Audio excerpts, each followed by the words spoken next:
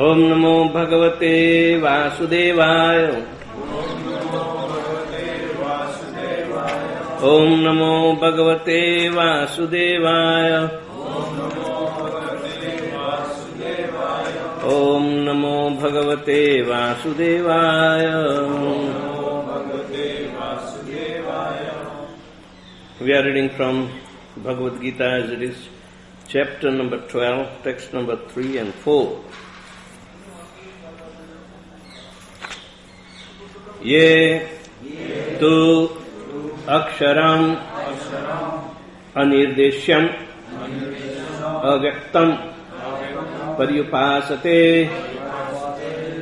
sarvatra gam achintyam cha kutastham achalam dhruvam sanniyamya indriyagramam sarvatra samabuddhayah te prapnuvanti mam eva sarvabhuta hite rataha.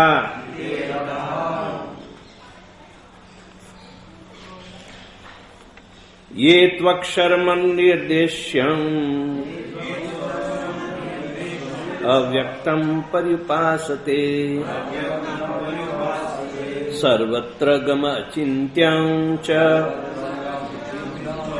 kutastham achalam dhruvam sanniyamyendriyagramam sarvatra samabuddhayah te prapnuvanti mameva sarvabhutahite rataha.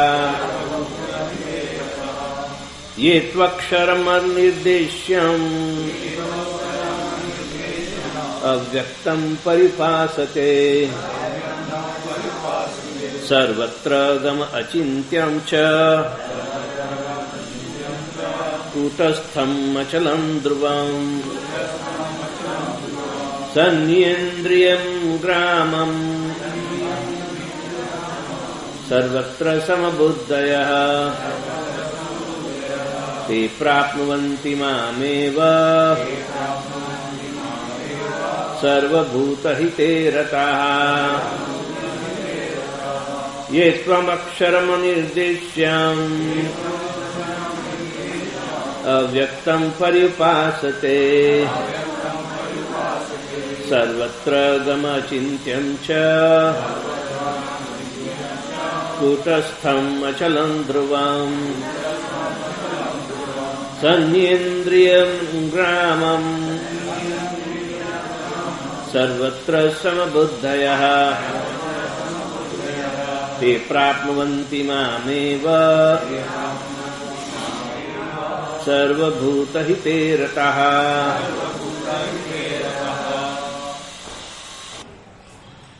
Ye, those who, tu, but, aksharam, that which is beyond the perception of the senses, anirdeshyam, indefinite, avyaktam, unmanifested, paryupasate, completely engaged in worshipping,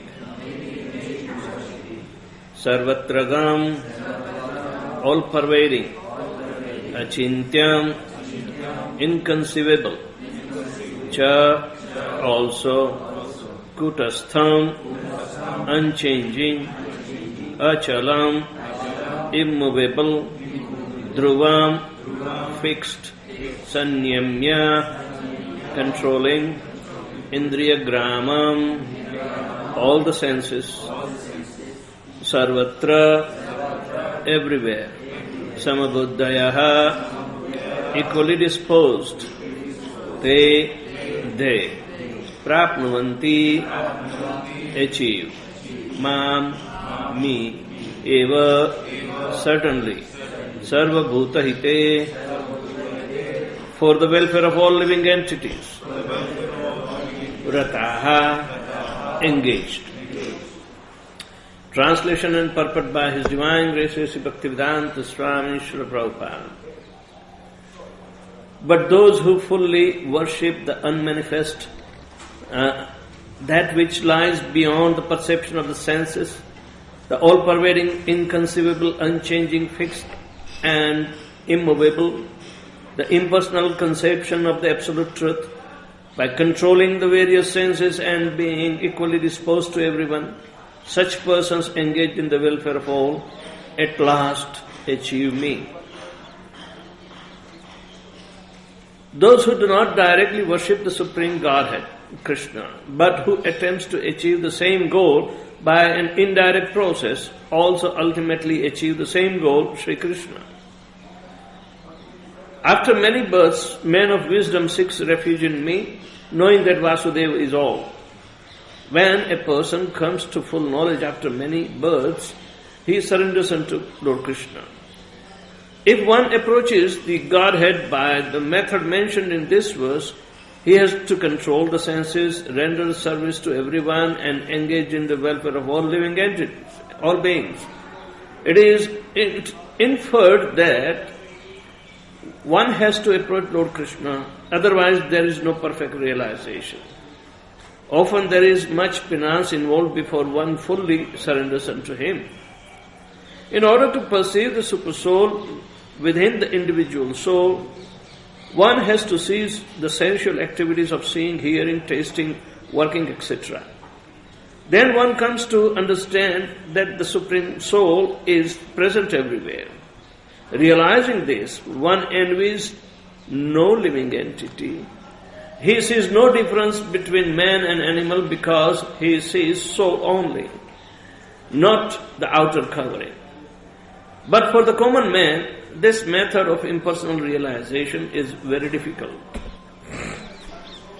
Om Ajnanatimirandasya Jnananjana Shalakaya Chakshul Militam Jena Tasmai Sri Guruve Namaha Sri Chaitanya Manobishtam Stapitam Jena Bhutale Swayam Rupa Kadamahyam Dadati Swapadantikam Vandeham Shri Guru Shri Jatapad Shri Gurun Vaishnavamscha Sri Rupam Sagrajatam Sagana Raghunathanutam Tam Sajivam Sadvaitam Savadhutam Parijana Saitam Krishna Chaitanya Devam Shri Radha Krishna Padan Sagana Lalita Shri Vishakhanutanscha He Krishna Karuna Sindhu Dina Bandhu Jagatpate Gopesha Gopika Kanta Radha Kanta Namastade Tatta Kanchana Gaurangi Radhe Vrindavaneshwari Vrishabhanu Sate Devi Pranamami Shri Hari Priye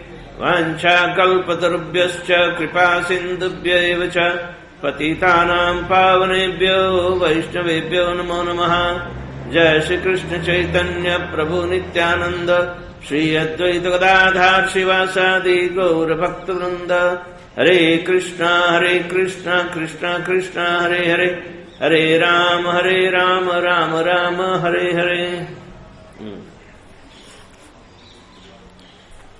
Yetvam Aksharam Anideshyam Avyaktam Paryupasate Sarvatragam Achintyam Cha Kutastham Achalam Dhruvam Sanyamyandriya Gramam Sarvatra Samabuddhayah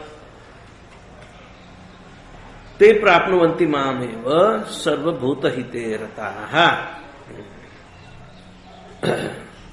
But those who fully worship the unmanifest, that which lies beyond the perception of senses, the all-pervading, inconceivable, unchanging, fixed and immovable, the impersonal conception of the absolute truth, by controlling various senses and being equally disposed to everyone, such persons engaged in welfare of all at last achieve me.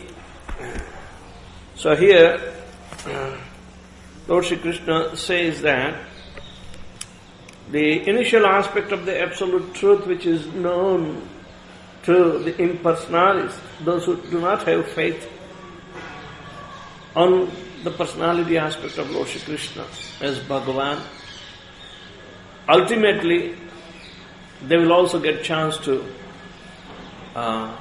surrender to me, but it will take hell of a time. After many, many births, bahunam janmanamante jnanavam mam prapadyante vasudevam sarvamiti sa mahatma sudurlabha. The general inclination for the jnanis is not to surrender to Krishna. Rather, they will defend their position unlimitedly. So therefore, it takes many, many human births. Even though they are pious, they are on the path of absolute truth, but because it is partially realized, something is slipped away on the way, and they miss the target. Because for whoever is manifested, unmanifested impersonal conception is extremely difficult to contemplate on. When you are manifest, how could you ever possibly conceive the unmanifest? Unless you have the strong opposite desire. Strong opposite desire is called enviousness. Strong opposite desire is enviousness. Is little desire, but it can be very, very strong if it is in opposition of Lord Shri Krishna's desire. So you can see that the misuse of minute independence by the living entity is by exhibiting a separate desire from Lord Shri Krishna. So can you imagine how much stronger it would be? Even a tiny living entity can exhibit that desire, which is completely opposite to Krishna's desire. So, even though it is path of absolute truth, but because it is not fully realized, it is partially realized. Because it is the realm of transcendence and it is unqualified light or a kind of effulgence or a kind of enlightenment that one receives from it. This enlightenment is inconceivable. It is even unexplainable. Even it is unexplainable. Now, the same thing has been talked about a tiny soul in the second chapter of Bhagavad Gita. Achintyoyam avikaryoyam adahyoyam achedyoyam akledyoyam asosya evacha sarvagatah sthanur achalayoyam. These are the description of the soul in the second chapter. That it is inconceivable. It cannot be mutated. It is immutable. And it is simultaneously sarvatra gama. It can go everywhere. The super soul or the impersonal aspect, which is all-pervading aspect, omnipresent aspect, this aspect is of impersonal Brahmajyoti too. Brahmajyoti is the source of the tiny souls in ordinary circumstances, where these differences in the desire can exist.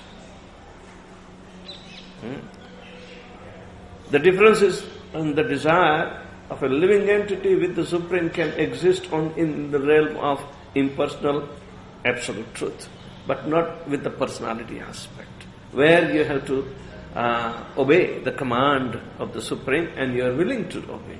Even though if you have your own desire or no desire at all, desire to have 4 kinds of liberation in Vaikuntha, it's our own, but it is not against the desire of the Lord because He wants to award those liberations in Vaikuntha. And what to speak of akama means no desire at all, only save and accept of Lord Shri Krishna's desire.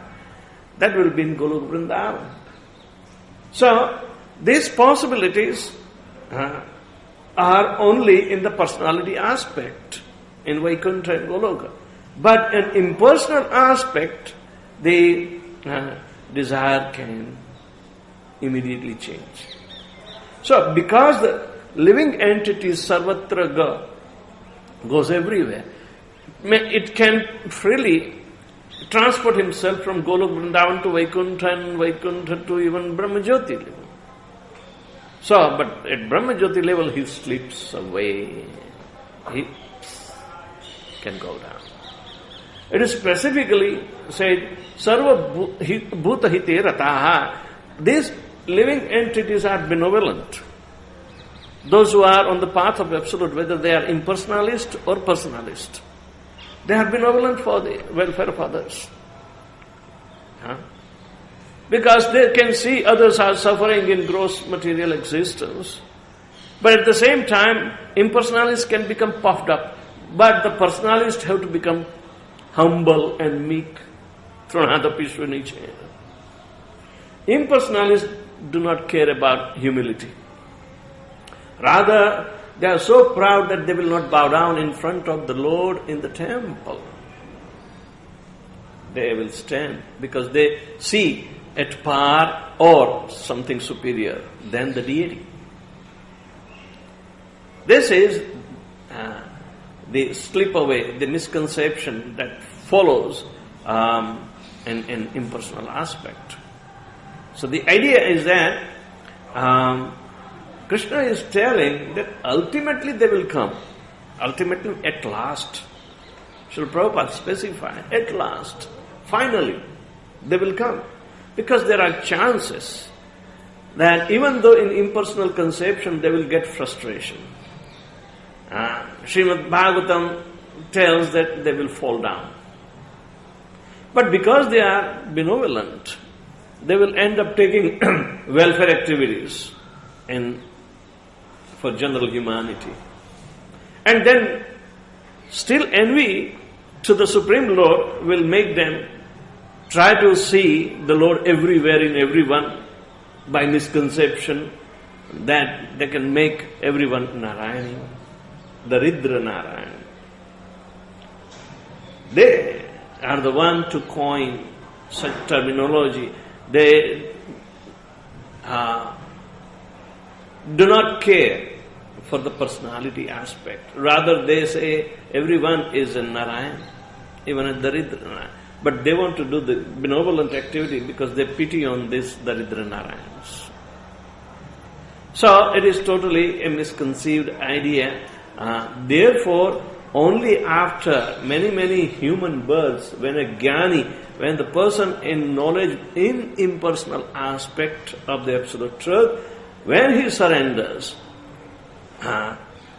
knowing that Vasudevam Sarvamiti, then and then he is called Mahatma. Otherwise, he is still Duratma, because he is envious of Krishna. Mahatma. Mahatmanastu mam partha daivim prakritim ashrita. Bhajanti mananya manaso gyatva bhutadim avyayam. The Mahatmas are one who are under the direct shelter of divine energy, the Antaranga Shakti, or internal potency of the Lord, means the transcendental potency. They are taking shelter of only transcendental energy, not material energy. And they will respect material energy, but whatever material energy around them is, want to employ in the service of the Supreme Lord. So naturally, one can use his body, mind, intelligence, anything in service of Krishna.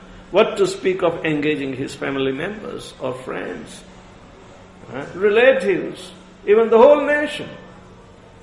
So, they are Mahatma. So Bhagavatam tells for the impersonalists who think that they have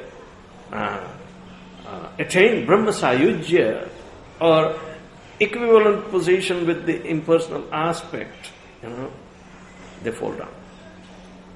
Yanyera rivindaksha vimuktamaninaha tai astabhava avishuddha buddhaya aruhya kricchena patanti yada anadat yushmadangraya.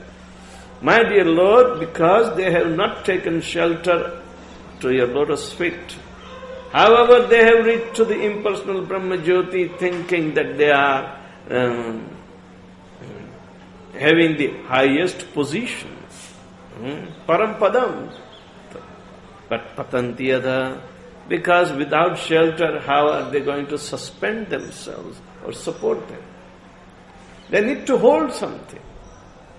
Where the equanimity by qualitativeness of achintyam, avikaryam, ityadi, to the Brahma Jyoti level, when everything is the same, who supports whom? Brahma Jyoti is a source, and it is coming from Lord Shri Krishna. Ultimately, Lord Krishna is supposed to support. Brahma Jyoti itself is a hanging medium. You cannot hang out there. You cannot hang out.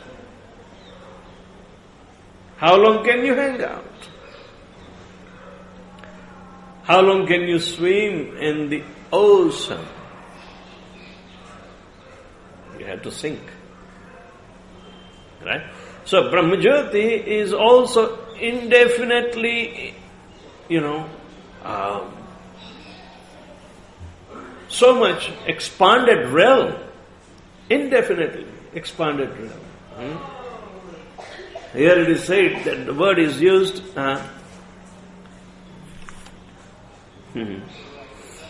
anityam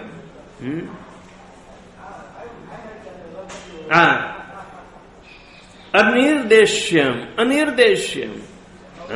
There is no specific direction. Means it's without direction.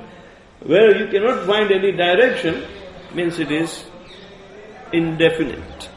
Brahma Jyoti is so vast. It is all-pervading throughout the Vaikuntha Loka and penetrating through the material world. It is so vast. There are no directions. Only the directions are in the material world.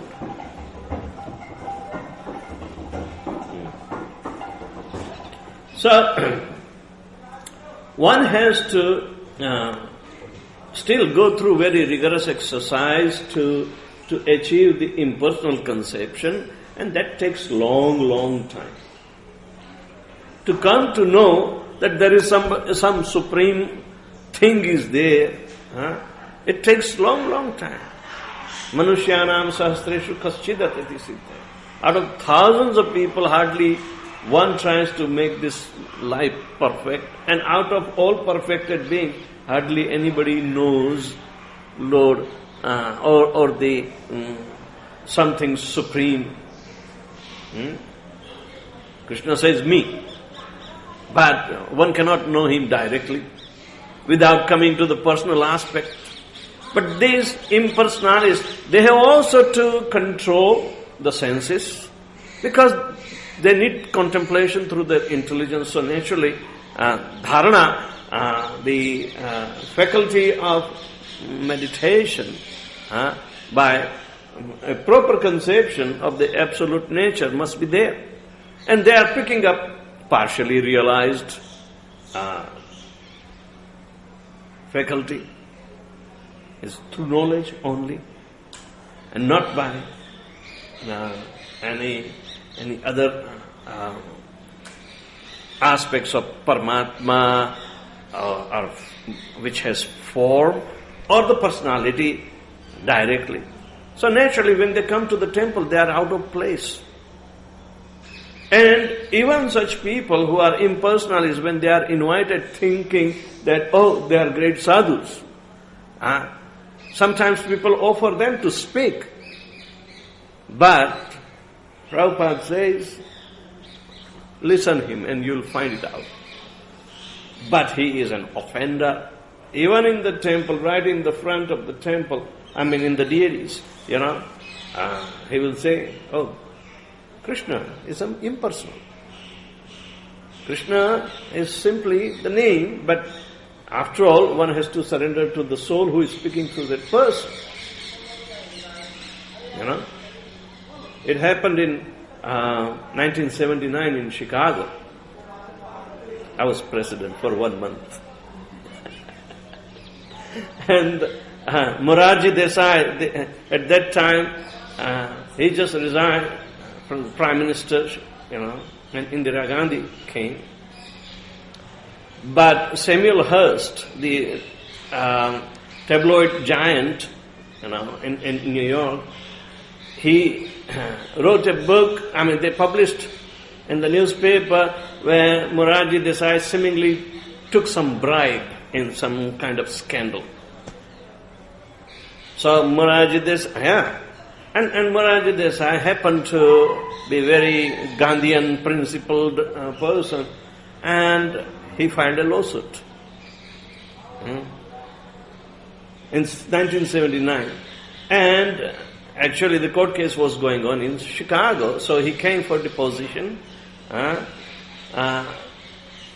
He had his lawyer, Kapil Sibal. He is now in the ministry, in the Congress. So both of them came, and I had to warn the devotees. Kalki was my, at that time, assisting, but I was supposed to be replaced by him. That was the scheme. So, so what happened, when I heard that Morarji Desai is coming, and Indian community, especially Gujarati community, they wanted him to speak before Kishore Kishori, I warned them. I said, no way. You can't give him any seat. At least not Vyasa-san. If you want to give him a chair, probably he will sit down, but he will always stand up and speak. And he said, we already invited, what can we do? And we have to keep the Indian community silent, because at that time it was little uproar through the Indian community that another Indian president was removed and I was replaced because I was an Indian. Subhanallah, he's here. Yeah. He's here. He's still there, right? Good. But anyway, this was the situation. So I told them that he will insult the deity. So what can you do? I said, be prepared to close the curtain. So really, within 1 minute, he said something. And I said, close down, come on. Then he went on talking. He said, Krishna is impersonal. This is nothing but stone, statue. It's for neophyte devotees. And he was thinking he was a good devotee himself, but he did not know any devotional service himself. He was writing a book, and he wanted his son to make a movie on Krishna. He was writing on Krishna. And unfortunately, nothing came out. And he lived for 99 years and passed away without the century. Anyway, that was the situation, that impersonalists, that they are dead against accepting anything. They won't sit down, they won't bow down, they will stand up. So anyway, the impersonalists have the very envious attitude to negate the personality aspect of Lord Shri Krishna, not knowing what this personality is constituted. So, they get hard time by Krishna too. Bahunam janmanamante. Okay, go in the rotation of repeated birth and death. You are thinking of absolute, fine, but because you have envious mentality, all right, keep on coming on the human birth, who is nothing but a violator of not only natural laws, but he will try to defy everything. He is a lawless person. He wants to defy the laws of the Lord. He wants to defy the laws of the government, laws of the whole material nature. So the idea is that they are given human birth, but at the same time, unless and until, according to Haridas Thakur, says, unless and until a devotee influences such impersonalist, a pure devotee, he may try out of his frustration, chant Hare Krishna, Krishna Krishna, Hare Hare, Hare Ram, Ram Ram, Hare Hare, and then can elevate through the Agyat Sukruti and then come to the platform of pure devotional service. So, this is an important aspect of the impersonalists. They may come, they have an opening, because they have accumulated in a pious activity by the welfare of others, even though misguided, or they may misguide others too. So that can keep on going. But nonetheless, it's the nature of the absolute, which is transcendental to the three modes of material nature, that they are trying to achieve through dint of knowledge. Dint of knowledge, not by practical service.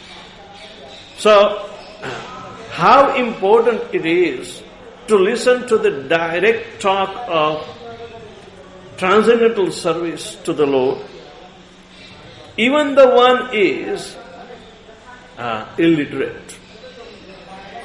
If one performs, how one can perform who is illiterate? Only previous lives, Agyat Sukruti, can make them enter into the direct service of the Lord. This is all indirect.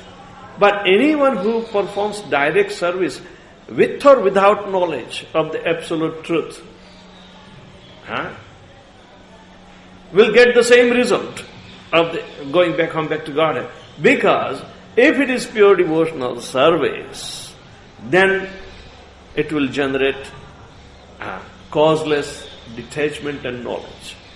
So knowledge is not a prerequisite for worshipping the Supreme Lord or to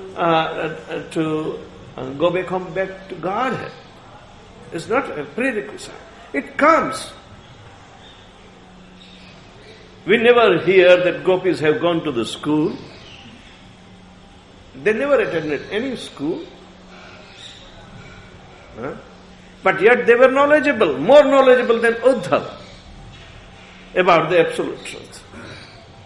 And knowing the position of Lord Shri Krishna too. But in front of Krishna, they never exposed this knowledgeability because it was immaterial,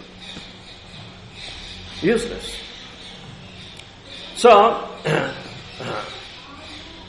the soul has to attain that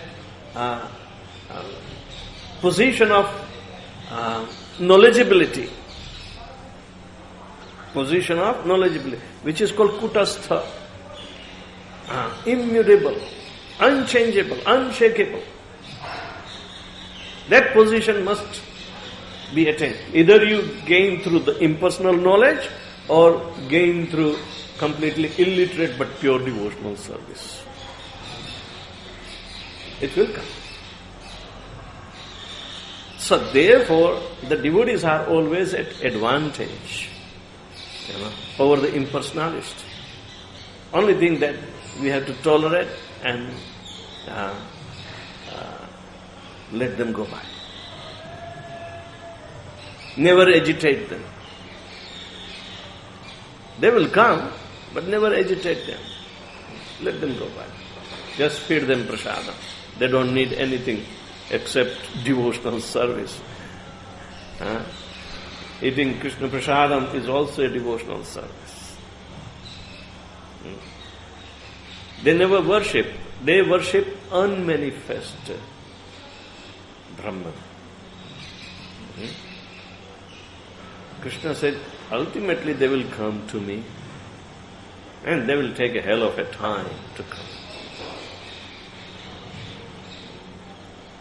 Hell of a time. There are so many such conceptions, not only impersonal, but even Paramatma, that will also take quite a rugged journey, through so many disciplines of Ashtanga Yoga. And those who are even Sahajiya or those who are in the Raganuga Bhakti, they also tread a very, very rough path. Because even those who are direct worshippers with all their filial affections, means all their bodily conception.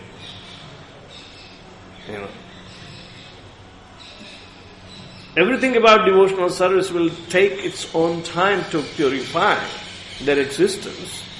But at the same time, to get rid of this three modes of material nature, it's extremely difficult. So even though they are devotees in one way, they are not on pure aspect of devotional service. They are Sahajiyas. They are wasting their time in one way. But at the same time, Haridas Thakur says that the Sthayi Bhava will happen only after several yugas. Yuga means, oh my God, how many millions of human birth will come through. These are called Vaishnava Prayas. They think they are Vaishnava, but they do not care to become purified through the effects of the three modes of material nature. They don't. So in this way, there are various types of people. They execute their own desires to worship the Supreme Lord indirectly, directly, going through rough way, this way or that way. And ultimately, they get an opportunity. But the most opportunity giver is a pure devotee of the Lord, who is compassionate on all of these sections of those who are worshippers. All of these sections. So, Krishna tells here that ultimately they will achieve me. It doesn't mean that this path is recommended. In evaluation of pure devotional service, nothing stands. These are all waste of time. We have in Kali Yuga very limited time framework to at least try to give up the effects of the three modes of material nature. Nobody wants to even tolerate inconveniences, what to speak of come out of the effects of the subtle effects of the base modes, Rajogun and Tamogun. But the process here, it is perfect according to the design that it's intended for, a quick, expedited result. That is what Chaitanya Mahaprabhu is famous for. Chaitanya Mahaprabhu gave chanting of the holy name, which is such a powerful method to purify the three modes of material nature. The holy name is purifying the three modes of material nature and brings the soul on the platform of transcendence. Directly. So, that is a direct service. That's really a shortcut. In that sense. Otherwise, we still get baffled when the modes are overpowering us, and we can't make a justification. We can't make any conclusive effort. So therefore, we need each other's inspiration and support. And so Chaitanya Mahaprabhu device, it is Sankirtan movement, congregational chanting. You cannot do alone. If you do alone, you will be trapped into a very disturbing type of devotional service. Aikantiki harer bhakti utpatayat kalpate. Better get protected, verify, and try to mend the path of devotional service. So, Lord Shri Krishna is answering to the question of Arjuna that what is better, worshipping him directly, in his transcendental personality, or worship him impersonal, or just thinking of him. This is the 12th chapter.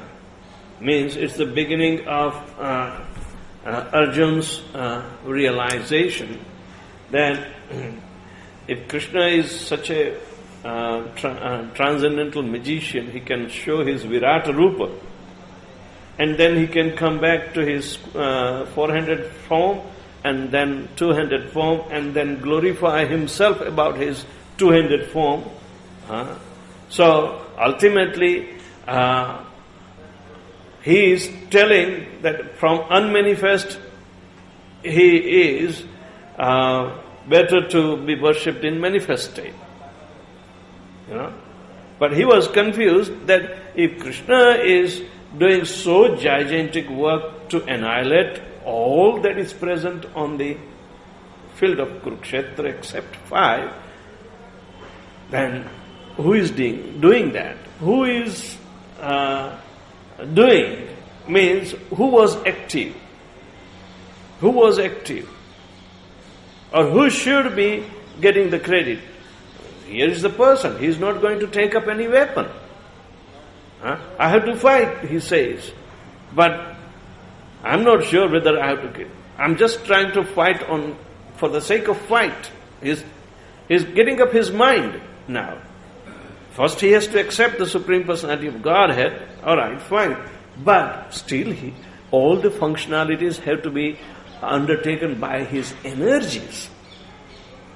So there is a story coming up, and I don't know which Puran it is, but those who are devotees of Khatu Shyam, they tell that it is in some Puran, they quote, and Mahabharata also, that when the war was going to begin and this Bhagavad Gita was not spoken, prior to that something happened,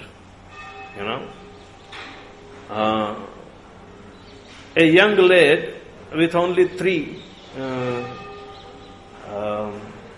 arrows in his quiver.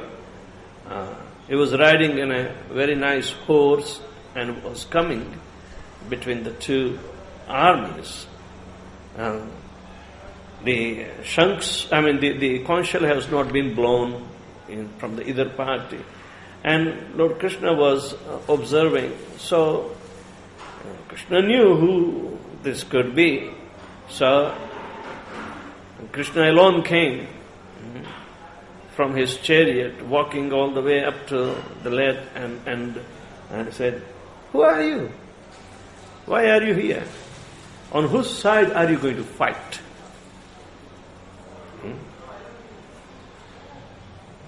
The lad said, "The guys who are going to lose, I'm going to fight on their side. Those who are going to lose, I'm going to fight on their side." He said, "Why do you have only 3? What can you do, Well, with one shot, I can penetrate all the leaves of this banyan tree. Means hundreds and thousands of, leaves. And he said, this is good enough. If I can do that, I can wipe out the winners in no time.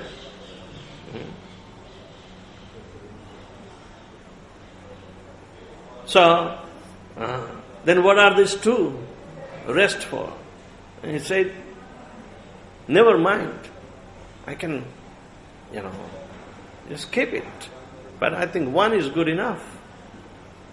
If you want to, just show my practice, I can wipe out a tree's leaves and make it fall down.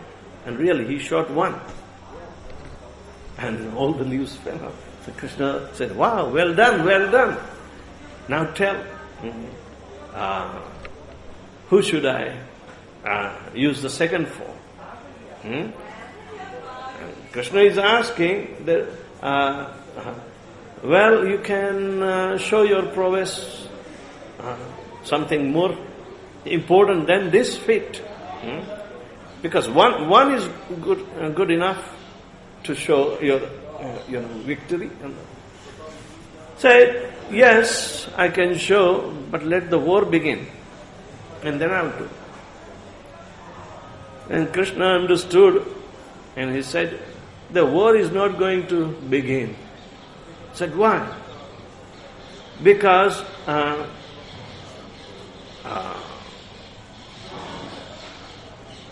we require some sacrifice. Oh, you are not getting any sacrifice? Yes, no. So, okay, I'll keep one, but one was enough, so I had a spare. Why don't I sacrifice? You want it? I will do it. So he cut off his own head, and Krishna blessed the head. I said, now I'm going to place you on the high hill so you can watch the war.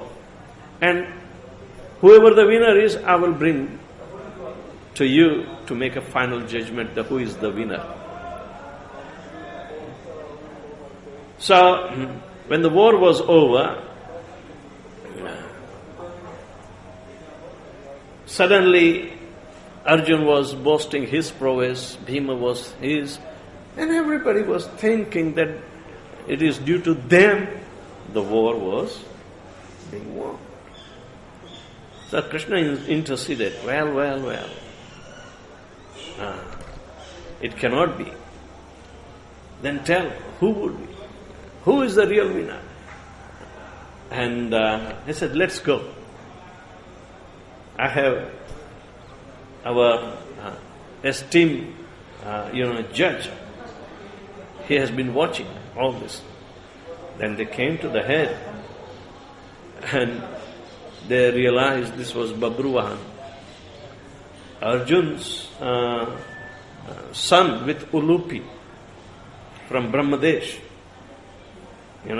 Nobody invited him to fight. But he was so much powerful that he could really be the winner. But Krishna wanted, him to see and not interfere in the... Otherwise he could have made a lot of havoc.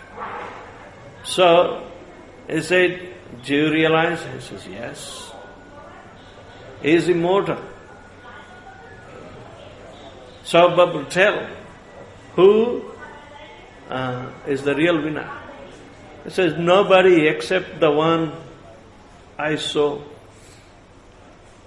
And that was Kali, Chandika. She was very, very active in her performance. This is the Maya. The Maya was highly active during the time of the war in Kurukshetra. And Krishna was directing her. Otherwise, so many intricacies in the war has been going on. Politics, and then treacheries of Ashwatthama, and so many things were going on. But this is the story, they say. So Krishna finally blessed Babru, your head will become Shalagram Shila and you will be worshipped. So they call Khatu Shyam. It's just before Bikaner, Jaipur-Bikaner road. People go there, they worship him. It's a Shalagram Shila. I went one time. But anyway, I don't know the authenticity of the story much, but they quote some Purana. They say in Mahabharata there are some passages coming, and the other one, I think one of the Puranas there. But anyway, all these different paths leading to the absolute truth, which may give partially realized and, impersonal, Paramatma, but Bhagavan is the ultimate, because one has to see, who is the mastermind behind. He may not directly involve. It doesn't mean that he has to become impersonal. That is his freedom. His swarat, tene brahmaradaya adikave. His swarat. Abhigya, he is always aware. Omniscient personality of God. So that is Lord Shri Krishna. And he is telling that those who are dealing with impersonalism or localized aspect, they should be also respected, but they will take their time. It's not a direct service, it is indirect. Just like even the worshipper of demigods are also indirect worshippers. So, anybody has any question, they want me to go. Oh. So, we belong to the personal movement, because we're worshiping personal God. But seemingly, sometimes, if not more than often, devotees dealings with each other, especially in the unified states, are very impersonal. So the question is how to overcome this, so we're just going to tolerate this, or how can we improve ourselves? To save our own devotional service through proper Vaishnava etiquette, are we supposed to offend anybody or give all respect to others? How will it be possible? It doesn't mean we associate closely with them. If we have our own sadhana going on, and we have to do in association with the devotees and strictly, so where would we have time to get influenced by such people who may not be, serious, may not be having the same inclination to worship the absolute truth in personality aspect, who may be even politicians. How much can you associate with them? We have to make our own agenda. We don't have to be influenced by them. We have to rest assured that everything is given. Everything is given. So why do we have to look for something which we even do not conceive, but somebody else conceives for us?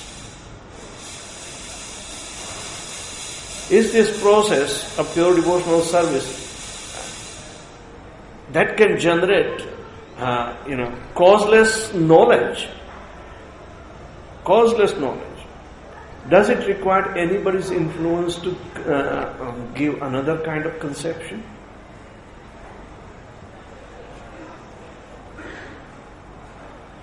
If somebody glorifies something, it's an offense to Srila Prabhupada to hear such things. If somebody gives, everything is given.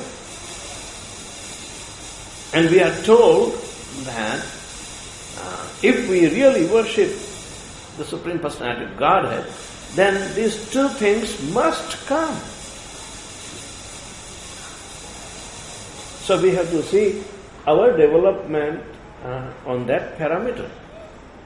Then ahituki jnana and vairagya, they must follow. So we should become more and more detached, more and more,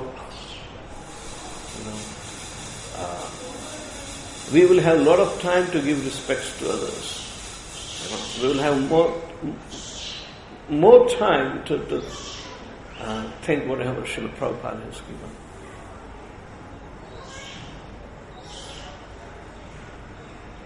It is so much available. Others may be simply wanting to attract. Unless and until you come and surrender to me, I won't give you. But that is so. People start proselytizing, canvassing, advertising. And this is what is going on as a business, enterprise, religious, spiritual enterprise.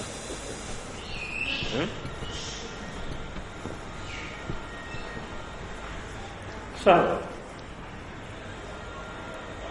we have to look into it.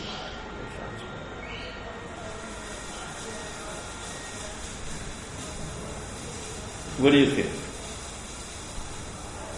See, not just sometimes, very often, see what we deal with each other, sometimes it's like in an impersonal way. Like we will do, like for example, we will do things first without telling the other devotee concerned. And then later on it becomes like a little bit of a problem. Then we try to solve it, and then it became so much difficult to solve because of these kind of impersonal dealings with each other. Our false ego also makes it more prone to impersonalism. False ego makes the tendency of impersonalism. You think you are the only person existing, not the other guy. Who the hell cares?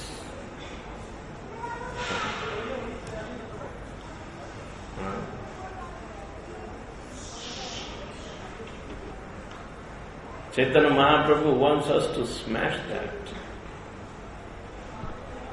So, we have to simply tolerate the inconveniences imposed by our own mistakes or by some group mistakes. Or keep on getting and listen, okay, do whatever you want, but I am here, not to go.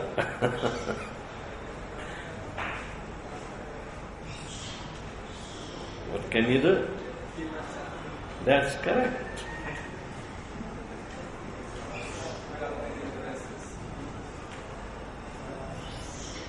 Krishna takes care. He is in charge, he is in control. I am not in control. I just want to be controlled by him and his devotees.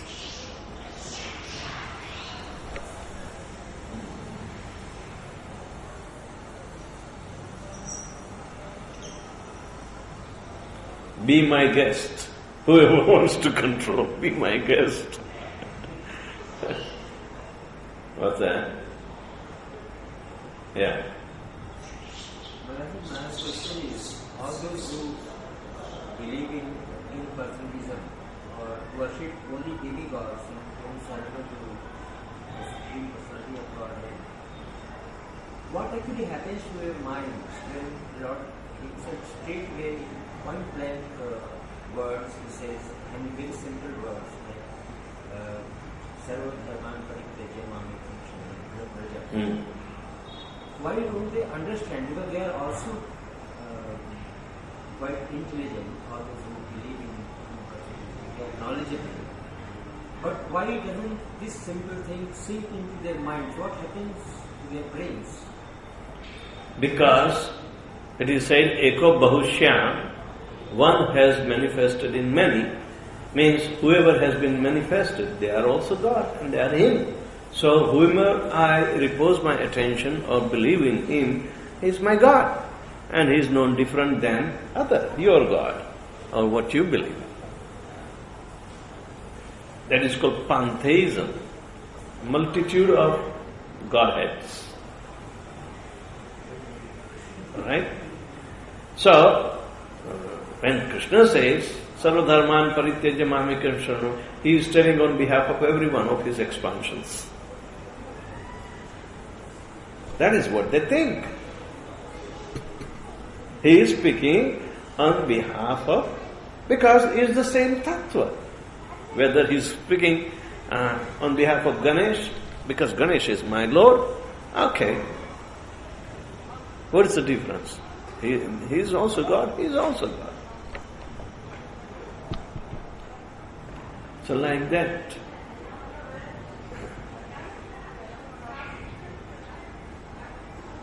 And Mayavadi, who said that he is God himself because he expands his vision, that when everyone is God, then there is nothing exists beyond God. It means I am God.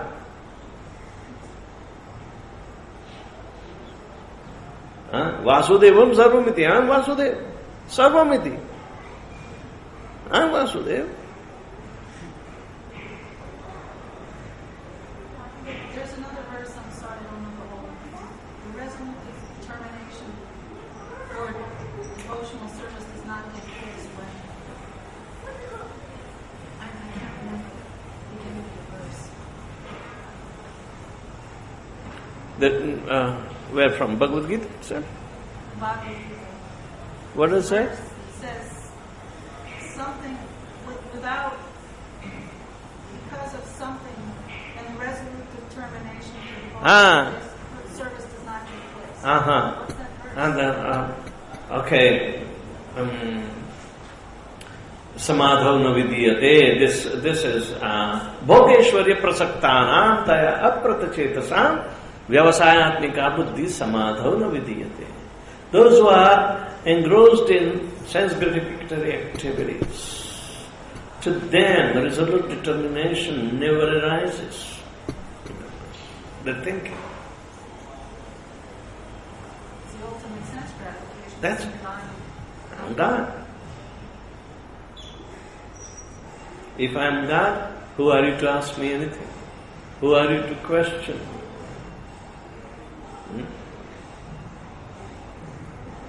This short story about this stubbornness of the impersonalist. Prabhupada gave a story about knife and scissors.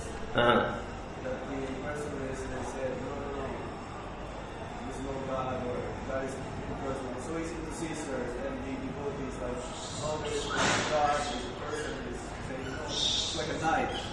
So in order to teach the lesson to the impersonalist, he's saying, no, scissors, pushing in the river.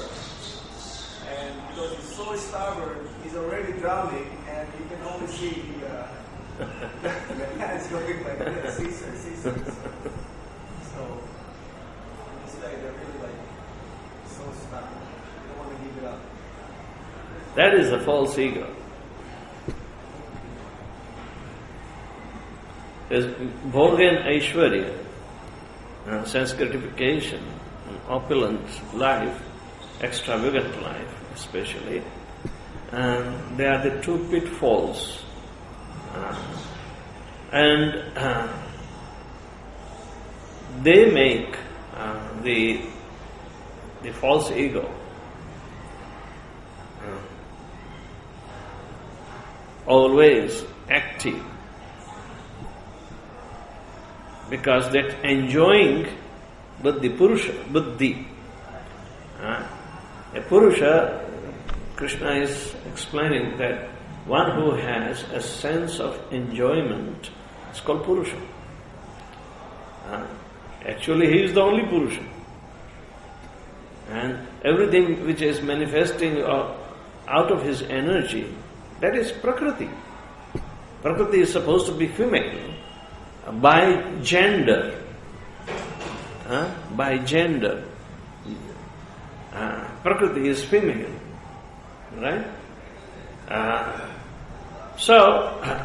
But the mentality of enjoying is in the gender bias also. Every living entity coming under the gender bias, whether it is male against female, that enjoying capacity is there, enjoying mentality is there. So this is called Purusha. Purusha prakrutisthopi bhunte prakriti jahan guna. Krishna tricked him through Maya that actually he enjoys only the interactions of the modes, but he does not have actual object in his hand. Because it is a product of the three modes of material nature, it is going to slip him away.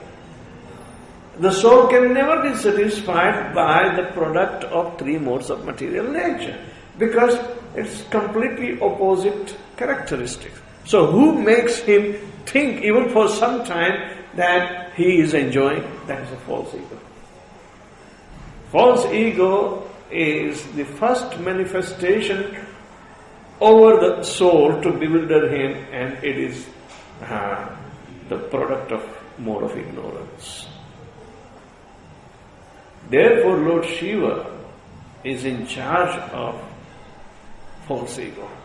He is the predominant deity of false ego.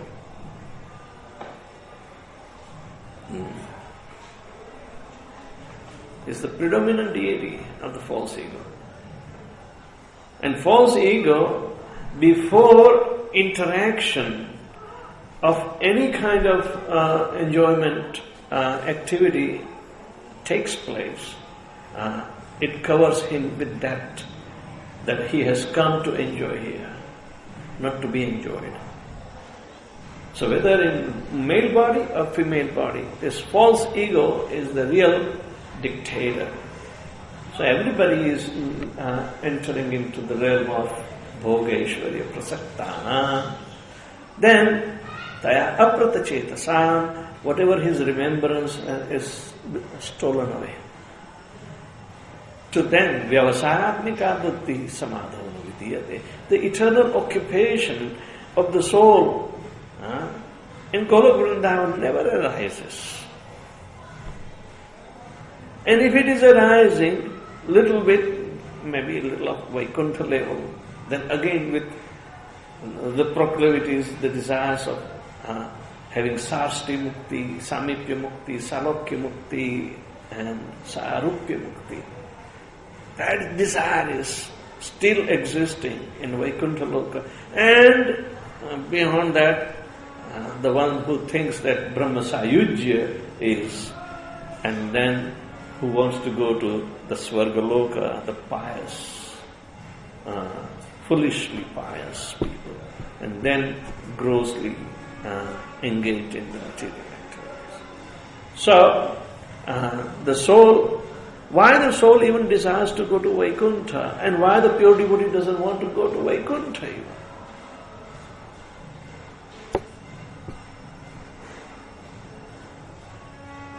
So, up to the material level, false ego works. But then the misconception of the absolute in enmity, it is still existing. So they will think that Brahma Sayujya is best.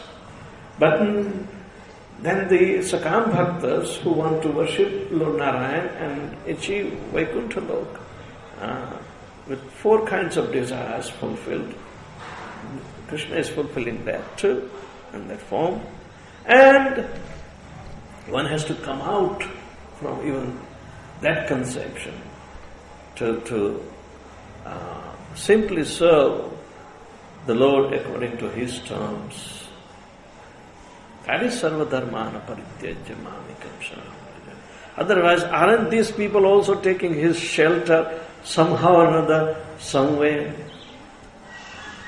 Mama Vartamanu Vartante Manushya Partha Sarvasam.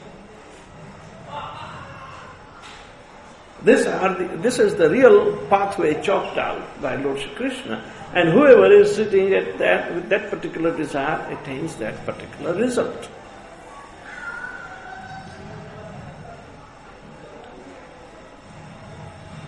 So in the material platform, false ego is there, where Lord Shiva is in charge. But beyond the Virja, false ego is not there. But the fulfillment of desire according to Lord Krishna, according to the living entity, is available. And Krishna fulfills the desire there too.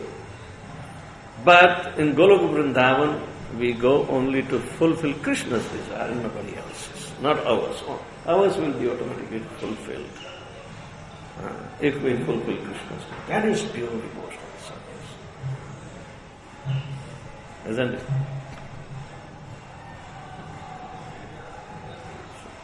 This is the pathway. All right, thank you very much. Oh, glory to Srila Prabhupada.